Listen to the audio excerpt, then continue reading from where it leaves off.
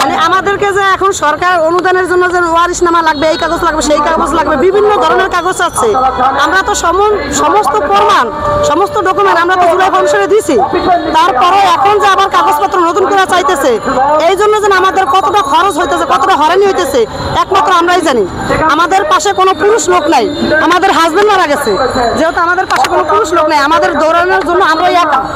যেহেতু বাচ্চা দুইটা, আমার টুয়েন বেবি, আমি বাচ্চা একটা বাসা রেখেছি, একটা এখানে নিয়ে আসছি। আমাদের যে এত কাগজপত্র বের করতে বলে, আমাদের তো কোথাও ফিরিয়ে দেয় না। আমরা যেখানে যাই ওখানে 1 টাকা জায়গায় 10 টাকা চাই। আমরা জানি যে ওয়ারিশনামা বের করতে কোনো টাকা লাগে না। আমি আমার এলাকার ভিত্তিক ওয়ারিশনামা বের করতে গেছি, আমার থেকে 3,500 টাকা নিছে। কেন আমাদের থেকে 3,500 টাকা নেবে? আমাদেরকে আর ওনারা সাইদা ফিরিয়ে দিবে, আমাদের থেকে দায়িকা নিয়ে ফিরিয়ে দিবে ওনারা। আমাদের থেকে আর আমরা গেছি, আমাদের থেকে টাকা চাইতেছে। এটা কেন? এটা উত্তর কে দিবে আমাদেরকে? এটা কাউন্সিলরের চেয়ারম্যান তো নাই, সচিব আমাদের থেকে এই টাকাটা নিচ্ছে। আমার এলাকা হাজারীবাগ বটতলা মাজার। এই সচিবের নামটা আমি জানি না। ওখানে হয়েছে আমার খলিশাজ্জা মসজিদের ওইখানে চেয়ারম্যানের অফিসটা আর কি বসে। খলিশাজ্জা মসজিদ বটতলা মাজারের, বটতলার ওইখানে যাই বললেই হবে যে খলিশাজ্জা মসজিদের ওইখানে কাউন্সিলর কেটা, তাহলেই দেখা দিবে। তা আমাদের থেকে কেন টাকা খাওয়া হচ্ছে? আমাদের এই প্রশ্নের উত্তর কে দিবে? আমাদের টাকা দেওয়ার মতন কেউ নাই, অথচ আমাদের থেকে নেওয়ার মতো লোক কেন বসে আছে? এটার উত্তর দেন আমাদেরকে।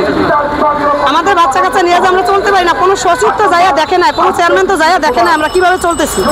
আমাদের থেকে টাকা খাওয়ার জন্য কেন বসে আছে ওনারা?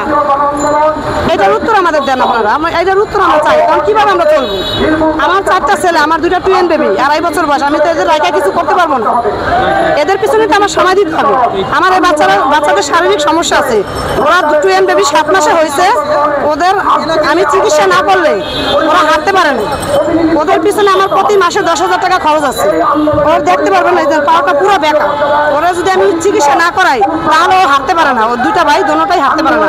তাহলে আমাদের তো খরচের পালাই বেশি, আমাদের তো দেওয়ার লোক নাই। আল্লাহ নিয়ে গেছে, আল্লাহ পাক পছন্দ করছে, যেভাবে হোক আল্লাহ পাক নিয়ে গেছে।